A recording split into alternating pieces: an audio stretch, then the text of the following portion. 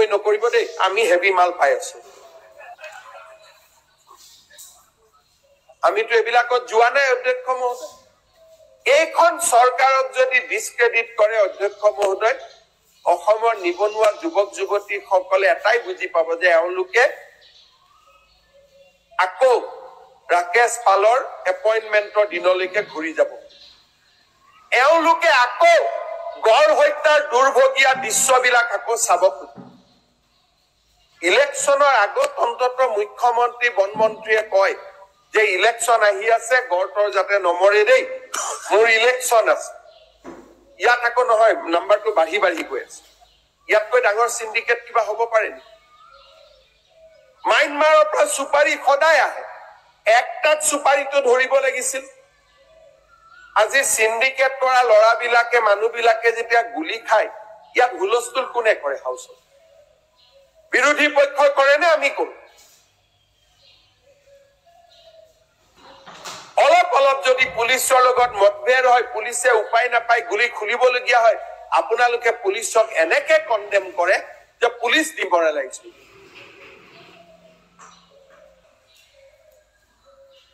আজি এনেকুৱা অলপ আগতে ইয়াত আপত্তি কৰি আছিলে আপোনালোকে পেটাৰ্ণ চাব কিদিনাখন বাইক চুৰি কৰা সকল কোন আছিলে প্ৰশ্ন পেপাৰ এখন লিক হলে কোনবিলাক জাগাৰ পৰা লিক হয় আজি আপোনালোকে পেটাৰ্ণ চাব আৰু এই গোটেই মানুহবিলাকৰ যদি নাম আৰু ঠিকনাও লয় তাতো আপোনালোকে এটা পেটাৰ্ণ দেখাব আমি বহুত কৰিব বাকি আছে আজি মই যাতে কৰিব নোৱাৰো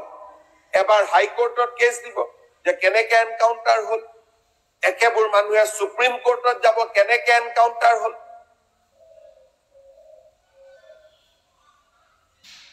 পুলিচত যেনে তেনে নিজৰ কাম যাতে পুলিচে কৰিব নোৱাৰে পুলিচত বান্ধাৰ কাৰণে কিমান প্ৰচেষ্টা হাতত লোৱা হৈছে কিন্তু আজি অসমত পুলিচ শক্তিশালী হৈ থকাৰ কাৰণে আজি প্ৰত্যেকটো পৰ্যায়তে ধৰ্ষণৰ পৰা মহিলাৰ বিৰুদ্ধে অত্যাচাৰৰ গোচৰ আজি সকলো নিম্নগামী হৈ গৈ আছে আজি আপোনালোকে দেখা পাব যে যি অসমত প্ৰতি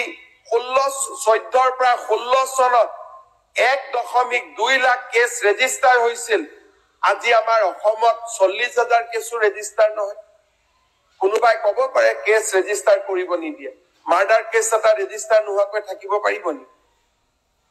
ৰেপ কেছ এটা ৰেজিষ্টাৰ নোহোৱাকৈ থাকিব পাৰিব নি অধ্যক্ষ মহোদয় আজি আমাৰ চৰকাৰৰ দিনত 1,75,00,000 লোক অকল সেৱা হেতুৰ পৰাই নিজৰ সাৰ্ভিস তেওঁলোকে লাভ কৰিছে আজি আপোনালোকে যদি চাব খোজে যে 2011 পৰা 15 চনৰ ভিতৰত মাত্ৰ 13 জন চৰকাৰী কৰ্মচাৰীৰ বিৰুদ্ধে দুৰ্নীতিৰ গোচৰ লোৱা হৈছিল আজি সেই সংখ্যা 242 হৈছে 7.86 crore 2021 পিছত আমি ধৰিব পাৰিছো মই 16ৰ হিচাপটো মই আনা নাই তেতিয়া আৰু আগত কোৱাৰ দৰে ই আকৌ বাঢ়ি যাব আৰু 213টা ট্ৰেপ কেছৰ আজি আমি 141টাতে চাৰ্জশিট কৰি দিছো আমি ৰখিয়ে থাকা নাই অধ্যক্ষ মহোদয় আজি আমি গভৰ্ণমেন্টৰ প্ৰত্যেকটো বস্তু জেমত কিনো অসমৰ বাতৰি কাকতসমূহ ধুতি কম্বল কিনাক লৈ কিমান দুৰ্নীতিৰ কথা আছে আজিকালি আমি অসমত প্ৰত্যেকটো প্ৰকিউৰমেন্ট জেমত যাওঁ জেমত পোৰ্টেল কৰো জেমত আমি কিনো কোনেও কতো হস্তক্ষেপ কৰিব নোৱাৰে স্বচ্ছতাৰ ইমান উদাহৰণ আগত কোনে কৰিছে অধ্যক্ষ মহোদয় এইবাৰ মই পোষ্টিঙত মানুহে ট্ৰান্সফাৰ পোষ্টিঙত টকা লৈছিলে এইবাৰ পোষ্টিঙতো মই পোৰ্টেল কৰি দিছো যে আপোনালোকে আবেদন কৰক যাৰ যত যেনেকে মিলে ট্ৰান্সফাৰ কৰি লওক গৃহ জিলালৈকে লাগে ওচৰ জিলালৈকে লাগে মিউচুৱেল কৰি ঘূৰি আহক ইয়াৰ ফলত আমাৰ ৰাজনৈতিক ক্ষতি হৈছে 1.5 লাখ নিযুক্তি যেতিয়া হয় বিধায়কসকলে এটাও নাম দিব নোৱাৰে আমাৰ ৰুলিং পাৰ্টিৰ বিধায়কে যেতিয়া এটাও নাম দিব নোৱাৰে আজি ট্ৰান্সফাৰো যেতিয়া পোৰ্টেলত হ'ব বিধায়কসকলে এটাও নাম দিব নোৱাৰিব আপোনালোকে নিজে ৰাজনীতি কৰি অহা মানুহ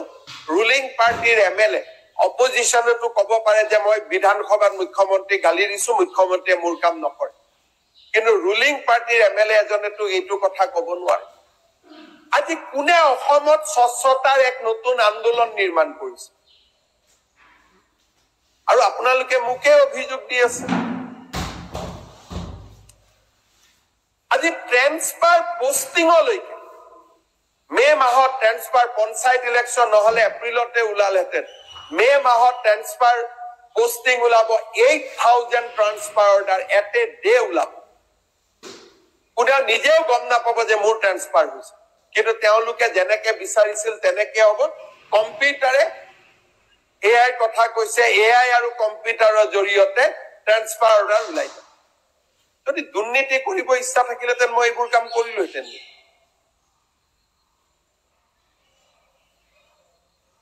এটা গড়ত 10 কোটি মান টকা